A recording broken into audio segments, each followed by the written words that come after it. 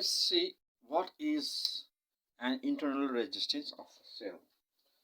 Okay, for example, so if you have a cell or a battery, okay, now this side is plus, this side is minus, which is a battery. Now when you connect these two terminal of battery through a wire,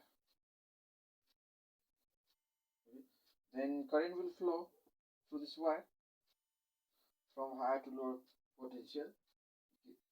So outside is V, terminal voltage and resistance, and this wire has some resistance. You can write on R. Clear? Therefore, this V will be IR. This is terminal voltage outside. Clear? There is flow of current due to this potential difference, and it is going through this resistance R.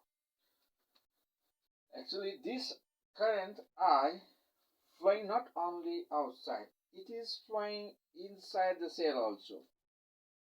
Okay, but amount of current will be the same. If outside is I, inside also will be I is flowing. Okay, so inside the cell there is some electrolytes. Okay, there is some electrolyte paste, etc. If this is dry cell, there is no electrolyte. Electrolyte is in the paste form, or in the, it is like a semi fluid. Now this I is also flowing through this conductor. So conductor is here now electrolyte.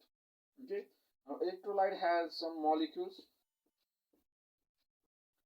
So this molecule cannot allow the flow of current easily through this electrolyte. So there is some opposite force which is called resistance, or there is a small resistance R. Okay, this small resistance is known as internal resistance, or there is small R. Okay, so resistance inside the cell due to the presence of electrolyte. Through the electrolyte, okay, it has some resistance. This resistance is known as internal resistance of a battery. Clear? So this IR. So here voltage drop will be IR. So this small r is called internal resistance. Clear? And when you find this internal resistance or voltage drop due to this small resistance, small v, and outside is terminal voltage V, then our EMF you can write down equal to EMF. So voltage drop, okay, first item V plus V, outside and inside, this is small v. Okay, so EMF will be equals to voltage drop and terminal voltage. Terminal voltage is I, R, resistance outside, and I small r inside the battery. Okay, now simplifying you will get I is common for both because current is flowing same current through inside and outside. Then I into R plus small r equal to EM. Okay, and this is the expression how electromotive force, voltage drop is related.